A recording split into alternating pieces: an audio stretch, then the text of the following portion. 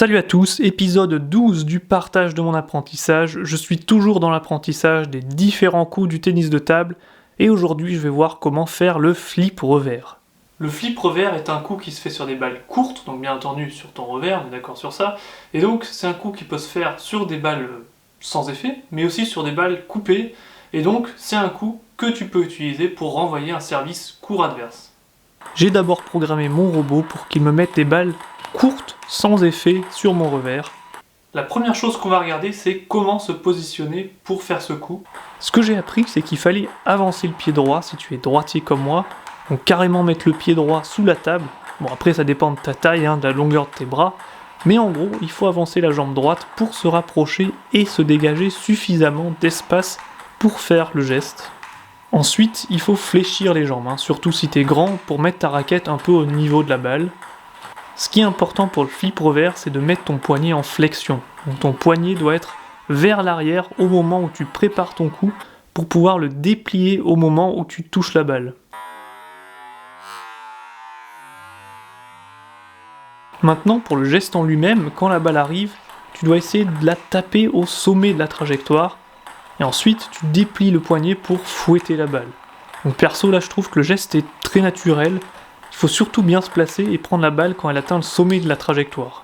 Maintenant j'ai programmé des balles coupées, donc dans cette vidéo je vais montrer deux façons de faire le flip revers sur balle coupée. Donc, ce sont deux façons de bas level on va dire que j'essaye de faire.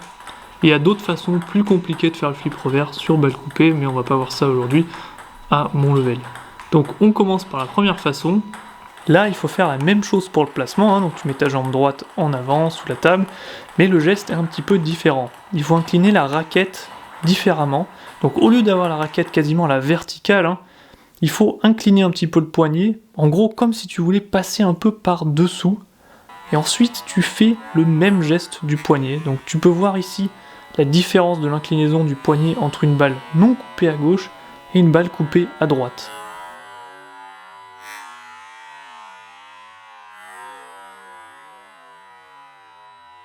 Avec cette première méthode de flip revers, la balle que tu renvoies est quasiment sans effet. Maintenant, on va regarder la deuxième façon de faire le flip revers à bas level.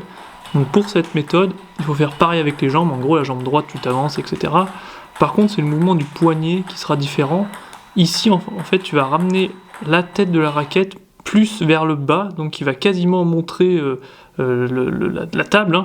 Et donc, tu vas essayer de viser la balle tout proche de la tête de la raquette au moment où tu déplies le poignet, et c'est un mouvement un peu vers le haut, donc tu vois aussi que mon coude là, au moment où je prépare le coup, il va beaucoup plus vers le haut pour pouvoir avoir plus de place en fait encore pour déplier le poignet après et de mettre la tête de la raquette vers le bas au moment où je charge en gros. Donc de cette façon, tu vas annuler l'effet coupé et mettre un peu de topspin, la lifter un petit peu en gros. Donc par rapport à la méthode 1 que j'ai montré avant, ça met un peu plus de vitesse dans le coup.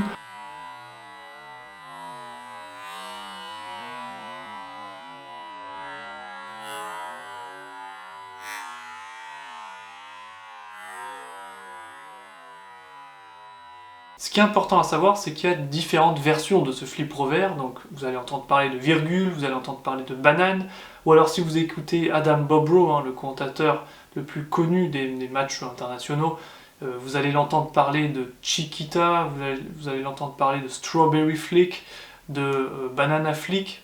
Et donc ce sont différentes versions que je tenterai, que j'essaierai d'apprendre à l'avenir. Mais dans cette vidéo, on est vraiment resté sur le flip basique de niveau débutant, niveau bas level. Maintenant, donc après avoir vu comment je fais le coup, ce flip revers avec le robot, la question c'est est-ce que en match actuellement, à mon niveau, j'arrive à utiliser ce flip revers? Et si oui, qu'est-ce qui se passe? Ou sinon, quelles sont les difficultés? Actuellement en match, si l'adversaire me fait une balle coupée sur mon revers courte, j'ai tendance à faire une poussette contre poussette, et je me dis, bon mais c'est plus safe, c'est un coup plus safe, la poussette, comme c'est un coup qu'il faut vraiment maîtriser au début quand même, sinon tu vas te faire détruire dans chaque match à bas niveau.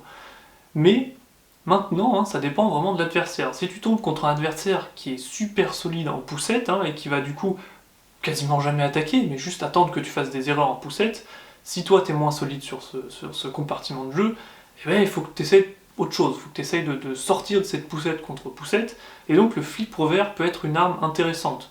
Donc là, bien sûr, la difficulté c'est que il faut que la balle soit bien placée et que toi tu te places bien pour faire ce geste, donc il faut bien anticiper, et tu as tendance à te dire ouais mais si je tente le flip revers, il y a plus de chances que je me plante par rapport à une poussette.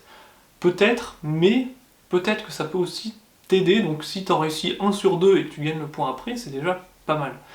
Donc ça dépend de l'adversaire, mais actuellement, j'essaye de plus en plus de faire de flip revers quand je peux, parce que du coup ça débloque la situation, et après si l'adversaire attaque, moi je peux rebloquer derrière ou contre-attaquer, et ça c'est plutôt ce qui me convient que faire des poussettes contre poussettes. Donc le flip revers, je commence à l'utiliser de plus en plus, et je trouve que c'est une arme intéressante. Les difficultés que je rencontre pour faire ce flip revers, donc premièrement déjà, c'est là le robot, hein, comme pour tous les coups, eh ben, la balle elle arrive tout le temps au même endroit. Donc je sais exactement où il faut me placer et je suis toujours à la bonne distance parce qu'on s'habitue rapidement.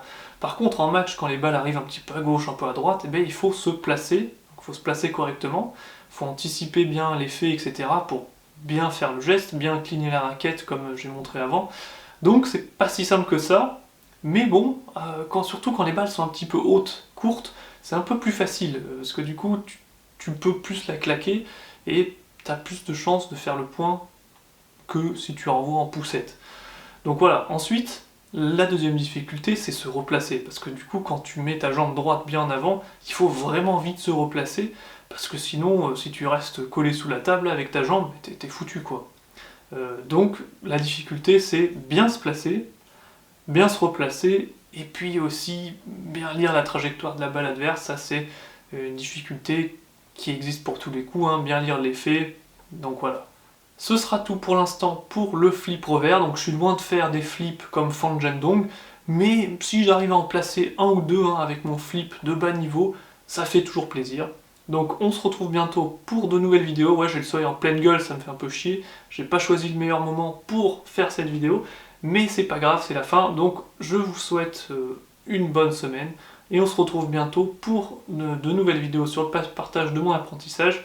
Cette fois-ci, ce sera le flip coup droit. Donc merci d'avoir suivi, et puis à la prochaine.